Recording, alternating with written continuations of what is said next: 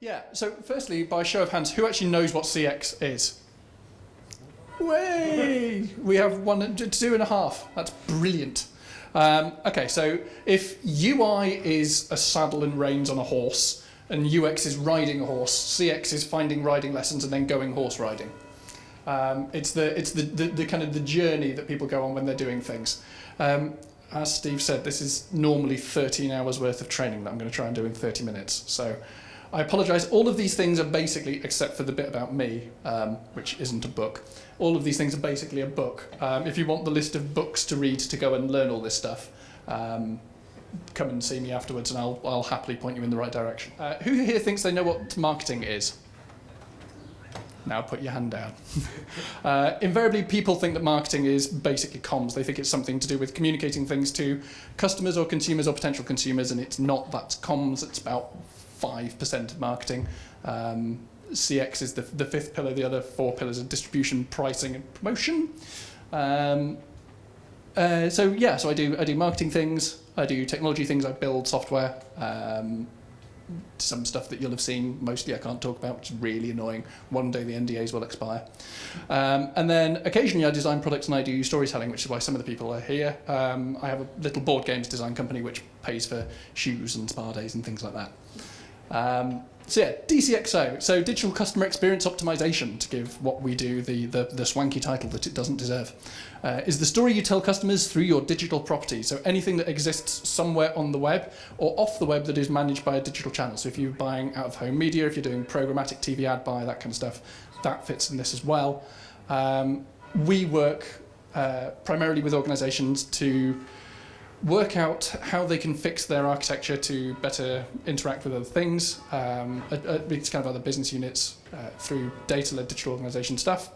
And then we solve marketing challenges for them as well. And that's basically what DCXO is. So the 6 steps to good DCXO. Sorry, I'm running on 4 hours sleep thanks to an 11-month-old. Don't parent. It's bad. So these are the 6 things. As I said, each of these is basically a book, but I'm going to try and whiz through them very quickly and then we'll take questions afterwards. So number 1, digital first organisational architecture. Number 2, customer journey optimization. Number 3, UI design and optimization. 4, marketing strategy and development. 5, organisational agility and adaptivity. And 6, managing and maintaining and developing change. Organisational architecture 101. This is how an organisation works. It doesn't matter what it is. It doesn't matter whether it's a giant 100,000 person transnational organisation or 2 people in a garage. It all works the same way. So at the bottom you have functions, you have units of work, things that an organisation actually does, people do. It's what their day-to-day job is. You combine those things to make processes. Processes have outcomes which are of utility to a consumer in some way, shape or form. And then those things are presented through interfaces. That can be a social media channel, it can be a website, it can be a TV ad, whatever it might be. It's something that people interact with in some way, shape or form. So digital first architecture starts with data. So if you work back to the functions at the beginning, basically every single function that someone performs in any organisation can be thought of as a set of inputs, a set of things that get done, which should operate as a black box instead of outputs. You want it to work as a black box with outputs because it means that basically any part of the organisation can work with any other part of the organisation as long as it understands what it is that function needs in order to operate and what it is that it then spits out the other end. And then you can start to plug and play things in a useful way to make new processes. That's basically the entire field of digital transformation summed up in one sentence. Continues with functions and processes. So we then, once we understand what data goes in and comes out, we look at function and process and how you can eliminate redundancy and waste in individual functions. You tend to find that if you've got any moderately complex organisation, so anything with more than about 5 or 6 people in it, you'll almost certainly have some function in somewhere that duplicates another function somewhere else. By modelling data first and then looking at functions and processes, you can start to work out where it is that work gets duplicated and refine things. And then has distinctive design. I'll touch on this later, but there's questions around distinctiveness and differentiation. All interfaces should be distinctive. It should look and feel like you and nobody else, because if it feels like it can be somebody else, you are then easily replaceable. We'll come on to that later. Customer journey optimization, number 2. Doing vaguely okay for time. So starts with online touch points. So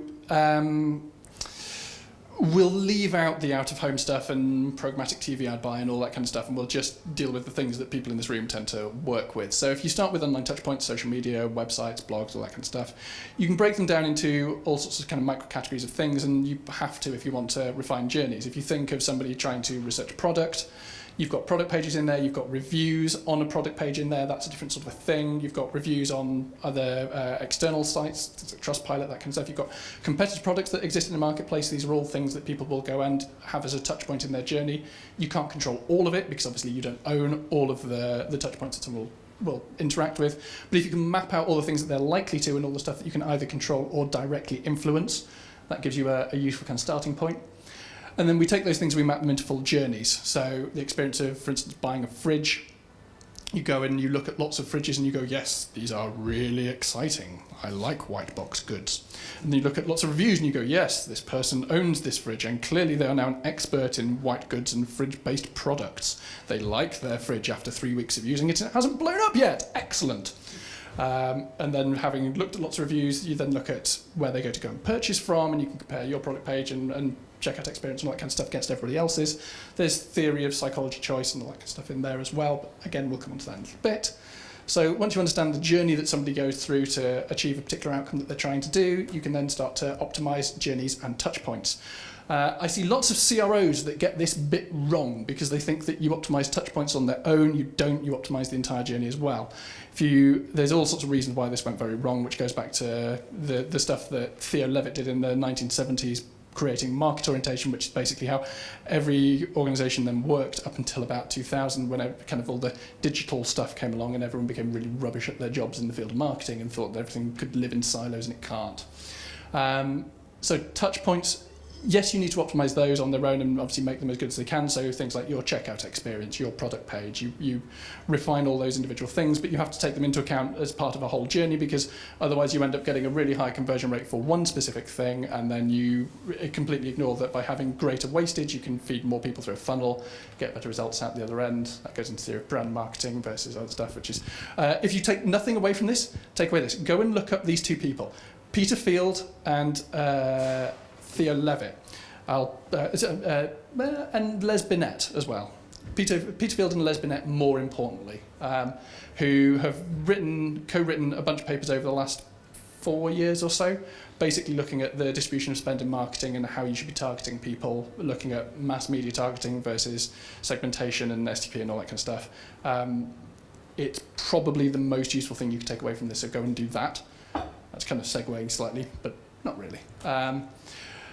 And then in terms of where you focus on things, it's really interesting when you look at how people remember any particular journey. They basically don't remember the start. They remember the really good stuff and the really bad stuff from the middle, and they completely ignore all the average stuff that happened along the way, and they remember the end. So take all the things that exist in the middle of a customer journey, make the really bad stuff at least average. Go and look up the Kano model of theories of delighters versus satisficers and all that kind of stuff. Most things are never going to be delightful to a user, so just make them as average as possible and spend as little time as possible on them. Find a few things that you can make delightful and make them delightful, and then make the end good, and then people will think that they had an amazing journey, even if most of it was about a 5 out of 10. People's memory is kind of interesting. So yeah, fix the truly awful, and then make the middle and end delightful. That gives people will then rate the journey as being very good. If you look at things like NPS and WOMI, that's how you start getting NPS and WOMI scores in the kind of 80s. UI design and optimization. So focused on distinctiveness. So this is more a branding type thing rather than a product type thing. Essentially, differentiation is product. So Cartier versus Tiffany. Tiffany produce lots of things with diamonds in, so do Cartier, so that's not really kind of distinctive on their end, but Cartier produce lots of animal-based jewellery to which Tiffany has no answer. That's why Tiffany's retail stuff, once it's second-hand, costs basically nothing, whereas Cartier's tends to get more expensive. Distinctiveness, on the other hand, is McDonald's versus Burger King. If you take any of their advertising, and these are two really good people at kind of getting the distinctiveness bits. McDonald's adverts look really weird if you put Burger King's logos on them. and vice versa, because you've got such a good concept of what McDonald's advertising looks like and what Burger King's advertising looks like, that it feels weird when you start swapping them. If your marketing doesn't feel odd, if you could put a competitor logo on it, it's not yet distinctive enough. Going a bit further on that, there's basically 11 organizational layout principles in terms of how you design a UI. They are, whipping through them very quickly, clarity and affordance. So clarity is how clear something is. Unfortunately, this isn't quite as clear as I'd like it to be because the screen's a little bit small, but button that looks like a button, button that looks vaguely like a button, button that doesn't look much like a button. That's clarity. Affordance is when you hover over them, the pointer comes up, versus if the pointer doesn't go up, then you don't know it's a button because it didn't do the thing that you kind of expected it to. So that's the what and how of use. Signposting, how to get to the bathroom. So when you click on buy on an e-commerce checkout, it should then point you in the right direction for if you want to go and buy, this is where you go next. Otherwise, continue shopping. That's all that kind of stuff. Hierarchical organization, you can do this in all sorts of different ways. So this heading will look slightly smaller than that one because it's a lighter grey, but obviously you can make it actually smaller, and there's also different ways you can present hierarchies. Anytime you deal with anything to do with HTML, that's all hierarchical, so pretty much everybody here should have some concept of how that works. The Gestalt laws of grouping, these are really interesting. So this is basically how the theory of mind relates to perception. So this, 3 Pac-Men, looks like 3 circles surrounding a triangle, even though there's no triangle there. That's called closure. Connectedness, we can draw 2 lines between a thing, and then these things are obviously to do with each other, and that one isn't. That's connectedness. Continuity, which is a line that then gets broken, and then a point on the end. You can see the arc where that would have gone. People are quite good at filling in the gaps for things. Proximity and grouping, these 2 things are related, that one isn't related to them, and you can tell that because that's kind of visually distinct.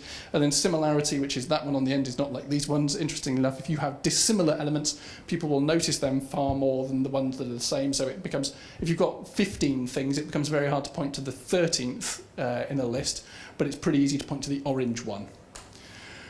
Contrast and highlighting, what those are. Spacing, layout and flow. This is why medium looks so pretty, because it's got lots of white space and everything kind of flows smoothly from one paragraph to the next, even if the article's rubbish. Interestingly, this leads to a rather interesting effect where it used to be that you could tell people, ignore the spammy bits of the internet, you can tell what they are because they look rubbish and they're built on WordPress. Unfortunately, now that everyone's themes look quite nice, it's quite hard for people to unpick things. So this lends credibility to stuff that shouldn't otherwise have credibility, which leads me to the aesthetic usability effect. If it's pretty, it's easier to use even when it's not. People will rate interfaces that are attractive better than ones that are unattractive, even if they are measurably, quantifiably harder to use. People basically like interacting with pretty stuff even when it's rubbish. This also applies to other things. One of the interesting things that happens if you study call centres is that people will rate staff who are helpful, who aren't helpful, but who the interaction feels nice and that, you know, you can tell that they're smiling and they're happy and bubbly. Even if they don't fix your problem, they will fix that higher than someone who fixes your problem but is surly and to the point, which kind of gets into questions about why it is that people start reading Hello magazine and all that kind of stuff, because it kind of fits with conformity and theories of stuff that conforms with the mental models that we have, the world and all that kind of thing. Go and have a look at that. That's really interesting as well. Doherty threshold, this fascinating piece of research from the 70s. People get frustrated with user interfaces if they don't respond faster than 400 milliseconds. It's why 400 milliseconds is the delayed end to swipe on an iPhone. Make everything as fast as possible. If you have to have a wait, define the wait. That's why train stations say it's 15 minutes until the next train, because it's slightly less frustrating. My favourite example of this going completely wrong is that in some states in America you now have traffic lights where the red stop thing has a little countdown timer, so you can see how long it is until you can drive again. Reduces instances of road rage by about 18%. However, the Chinese went and saw this and thought that this was a really interesting idea. Wouldn't it be amazing if we made it happen to the green light as well? And then you start getting far more crashes because people go, oh, I've got about 3 seconds. And then somebody else looking the other way goes, oh, it's 2 seconds left on the red. I'm sure I can pull out now. You can imagine how well that ends up. The Hick-Hyman law, again, a wonderful piece of research from the 70s. Basically, the more choices you throw at somebody, the more it slows them down. There are times when this is good. There are times when this is bad. It's why e-commerce checkouts that are all on one page, if they get particularly arduous, tend to slow people down. It's not because there's lots of people, it's because there's lots of things they have to think about and choose. Sometimes that's a good thing, sometimes it's a bad thing. If you get into legal insurance fields, you get into, I think the biggest form I've ever had to deal with was 236 questions, about half of which were text entry fields. Astonishingly, we had a 75% completion rate on it, because if you were at the point where you were starting to fill in that, you were really filling that in. Ask me about the bobslayer later, and when I've had another beer, I'll tell you about that.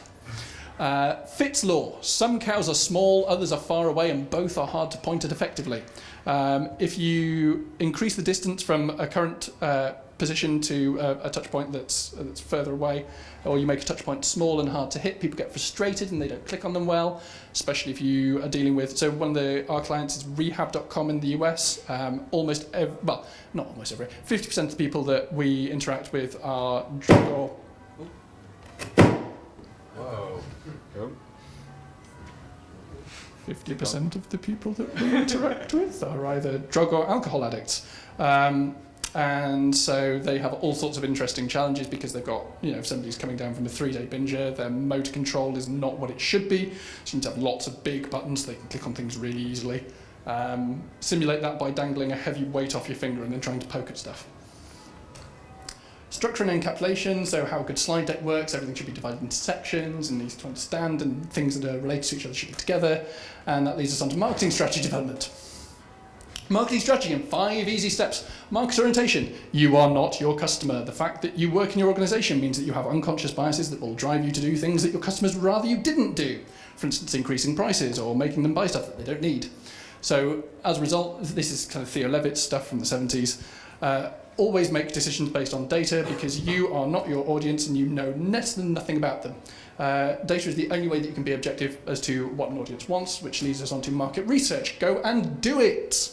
Online and offline ethnography are both vital. That means going out and talking to people. Do lots of user surveys. You'll find all sorts of really interesting things, and aim to understand motivators. My favourite example of this is people who say that people don't buy quarter-inch drill bits, they buy quarter-inch holes are talking bollocks. People buy things so they can hang up some shelves. Nobody wants to put quarter-inch holes in their wall unless they're very weird. Segmentation, targeting and positioning. Millennials don't exist as a group. The idea that everybody born between 2 specific dates is exactly the same is a total load of bollocks. If I ever hear anybody in this room saying it, I will slap them. Segment properly and in micro detail. This is really easy nowadays because we have things like Facebook that lets you actually model all this stuff in real time. Group them together. You can look at things like k-means clustering if you want to do this kind of stuff programmatically and build solutions to do it, but basically tie little segments together by common motivators and common groupings, and then you can target them using different channels and media that they all engage with in a common way. Position differently for the top and bottom of the funnel consumer, top and bottom of funnel consumers. This comes back to what I was saying earlier about Peter Field and Les Binet. Basically, you want to spend about, as a rough rule of thumb, for most organisations, you can get better results by targeting the market because you probably don't have above 50% market penetration. So increasing the number of people that you get works better than increasing retention because it's easier to double the market share than it is to double your CLTV. So spend about 60% of your budget looking at emotive messaging for top of funnel for brand affinity and awareness, and then about 40% of it on bottom of funnel, specific segments, targeted messaging, position well to get people to convert effectively. If you want a great example of that, Moz, that's basically everything that they ever did, except that they did it by content and not spending money on ads. I badgered around for years to go and put some fucking ad budget behind things.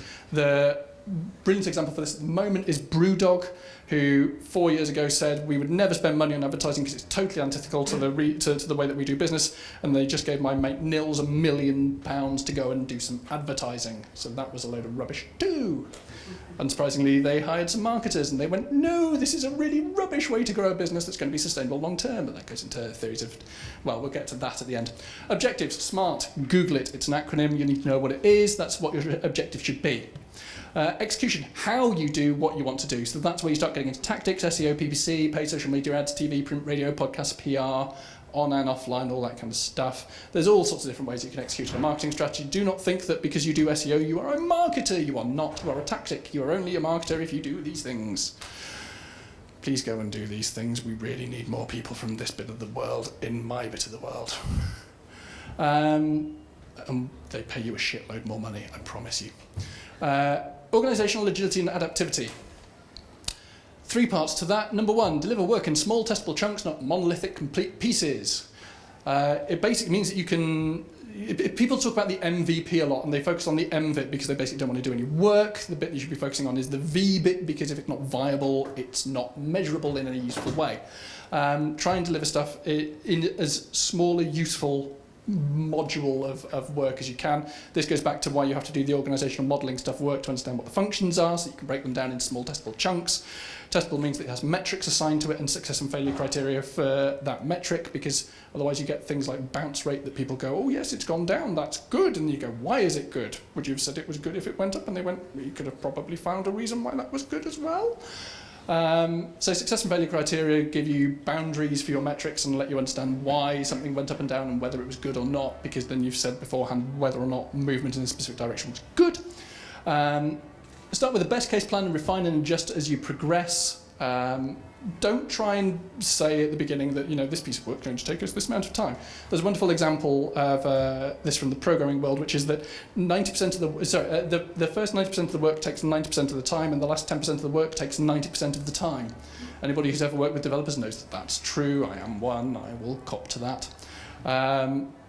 Don't bother trying to give timelines for an entire thing. Give timelines for the specific thing that you're working on now, because you can probably guesstimate that effectively, and the rest of it, the further out it gets, the more room for wonk you've got in there. There's mathematics behind that, but it's really boring. Have open, honest comms so everyone understands the evolving project state. Invariably, when I work with big organisations, and that's anything north of, say, 1,000 people, that's the bit that really sucks. Siloed organisations aren't a problem. Siloed organisations that don't talk to each other are a problem. Amazon's probably the most effective and most siloed organisation on the planet. They have so many teams you wouldn't believe it, but they're really, really, really good at understanding what the outputs of any particular unit of work and process should be, documenting them so that other people can understand them, and then making sure that teams actually communicate effectively. Slack is not going to solve all the problems, but it might mean that you get lots of cat emojis on the day, which is lovely. In other words, be like an octopus, because octopuses are clever and flexible, and they have a brain in the centre, but each of their tentacles is brain, and somehow they coordinate effectively, and no one has any idea how it works, but it does. And finally, manage, maintain, and develop change. Changing what you do, how you do it, why you do it, and who does it means you're impacting pretty much everything. So when you start getting into organisational design and that kind of stuff, and doing big marketing things, you'll end up hitting basically everything. Therefore, you need to monitor everything relevant, and that comes back to metrics and success criteria, and here are the things that you can do. If you want more information on this, go and read the book The Grid by Matt Watkinson. It's really good. We've tweaked it slightly, but this is basically the same sort of thing that he uses. So you've got 3 things that you want to try and optimize around, which is desirability of your product, durability of your organisation, and profitability of your organisation. And then you have 3 things that are in a state of flux. So purchasers, people who either currently purchase or could purchase your product, the market in which you operate, and your organisation itself, because obviously all of these 3 things can change. Then you map each of these against each other, and that's the 9 things you get. Have a look at it afterwards. I'm running low on time. Anything that you change in any element of that table will affect all of the other elements. We used to think that, or I used to have a theory that you could change 1 and then end up only affecting 2 or 3. The more I've done this over the last more years than I'd care to think, the more I'm convinced that you can't. If you change any of those 9 things, you will affect all of the other 8. You do get leading and lagging indicators. So, for instance, one of my favourite examples of this, and Matt uses it in his book, is a mutual friend of ours. A cupcake shop decided that they were going to do a Groupon offer. So 5,000 people turn up the next day and go, yeah, I want your cupcakes. And unsurprisingly, being a little cupcake shop, they are not geared up to do this. So they've decided that what they're going to do is they're going to increase revenue and profit by doing a marketing campaign. Unfortunately, they haven't got the ability to agilely respond to suddenly having to make 5,000 cupcakes rather than 50 cupcakes in a day. This impacts their capex, so that kind of goes into revenue and profit because they've got to suddenly either get a whole load of tooling or a whole load of people to make a giant pile of cupcakes. Their competitors are able to seize on this because they're able to look at it and go, okay, this gives us some information on the size of the market and something that's not to do because we can see that they're collapsing. You get people who suddenly want and need lots and lots and lots of cupcakes because it's on Groupon. It hits the accounting bit because the revenue goes down because you've just suddenly had to dump a load of money into producing more cupcakes than you should have done. You lose influence in the market. Everything gets hit. That's everything, and I think I'm just about on time. So any questions on either organisational design or marketing theory, please? How are we for time? I think you're about 30-35 minutes, but we're running early, so it's fine. So we've got time for Yes. Far away. Wow, that was a lot. I lecture in that, and that's a course that takes 18 months. The only two things you didn't sort of cover in depth were project management and what's the other? Lean management as well. Yeah, I tried to have them in there, but basically I just ran out of time. My question to you is all that is where the industry needs to go. It needs to go more marketing, which is obviously segmentating of SEO, social media, PPC, CRO, all those together, right? But you need to be the linchpin between the technical people, i.e. like web developers and that, and talk to a boardroom or stakeholders, and they're gonna put it on you straight away, and they're gonna say what KPIs you're going to deliver by understanding all that. So what would be your retort to that? Okay, so just by show of hands, who here works in either SEO, social media, or programmatic, PPC, social ads, buying, that kind of stuff? Okay, what do the rest of you do? I know what you do. Okay, so that table there, quickly. Okay. Man in the handsome pink shirt. Launched the business with fine art and print on demand. That's interesting. We'll talk about that later. Table at the back. SEO. Okay. Okay. You are. Well, that's interesting in and of itself. Software development outsourcing business. Right, we've just, we'll come back to that. SEO. Yours is citrus stuff. Yeah, that's right. Okay. Okay. Yeah, I know what you do. I know what you guys are. Yeah, that's fine. I know you anyway. So my answer for SEOs, PPC, social people always kind of sits in the same thing, which is that you need to go and learn marketing. Nobody takes you seriously because you can't talk about marketing with any kind of authority. I've grown... So, okay, why am I qualified to talk about this? I've grown 4 agencies to multi-million-pound turnovers, and one of them's had an exit, another one... Well, I'm not really allowed to talk about that. Another one is doing something interesting at the minute.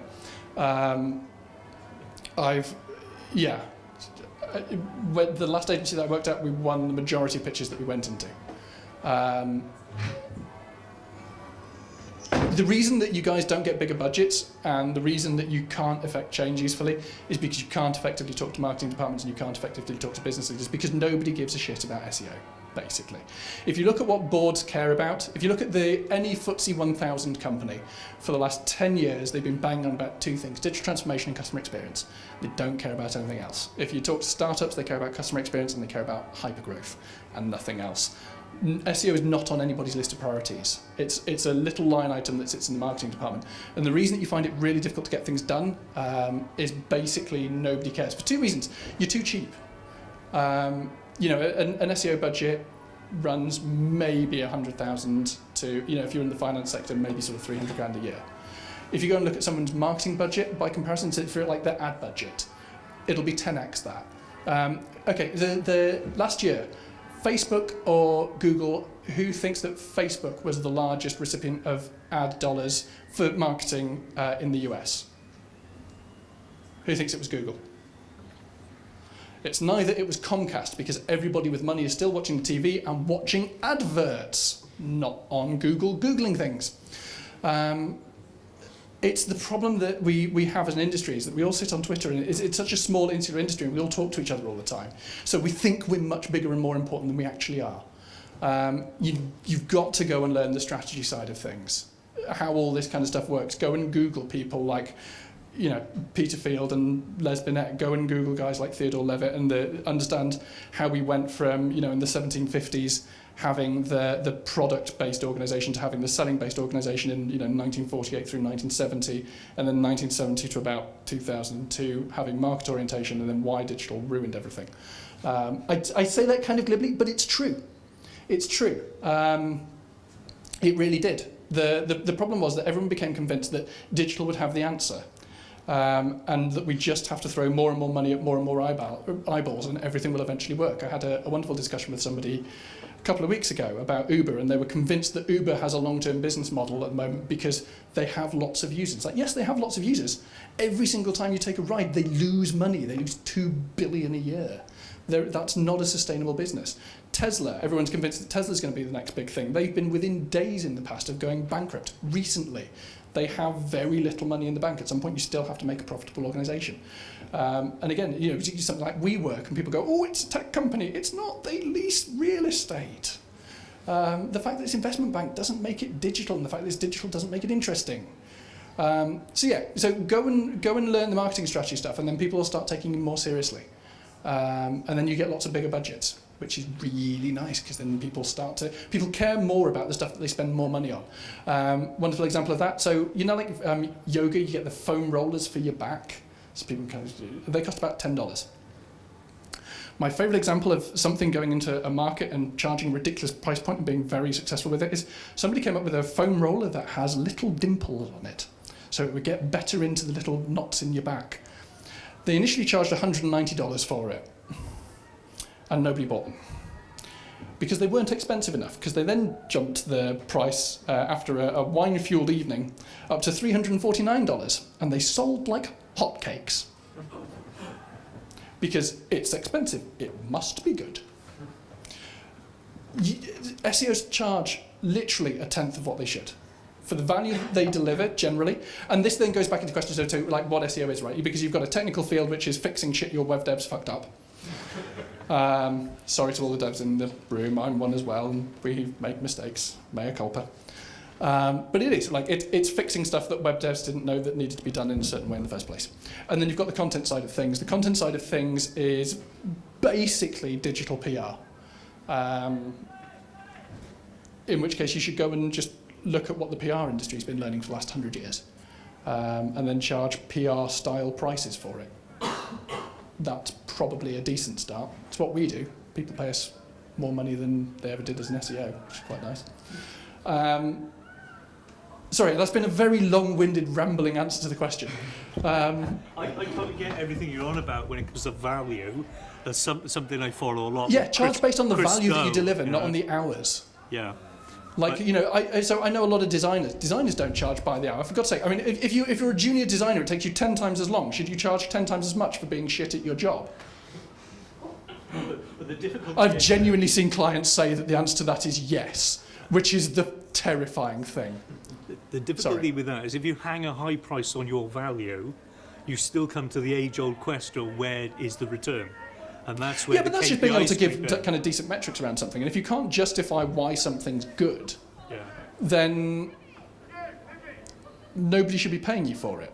Because if you can't justify why it's good, why the hell should I have any confidence that you can actually do your job in a useful way? If there's no metric, there's this wonderful saying, the idea that a difference that makes no difference is no difference. If you can't measure the utility of something, then it may as well have no utility. So if you can't attach metrics and success and failure criteria to it, and that's the big bit. The number of times that I've seen search campaigns that go, oh yes, we had 30 linking root domains with an average domain authority of 46 attached to this campaign, and I'm like, great, okay, but like how much money is this making the organisation? I don't know. It's like, yeah, that's your problem. It's like, okay, so let me give you an example. So I've done a lot of stuff in the past with people who do buys of TV ads. The problem that you have with a TV ad is that the effectiveness of it runs over about 2 years after an ad happened. So if I say 2 snowmen going to a department store, what's the brand that I'm talking about for a Christmas ad? Yeah, okay. This is slightly showing my age a bit, but hopefully you're all vaguely of a similar sort of age. We'll spot the youth in the crowd.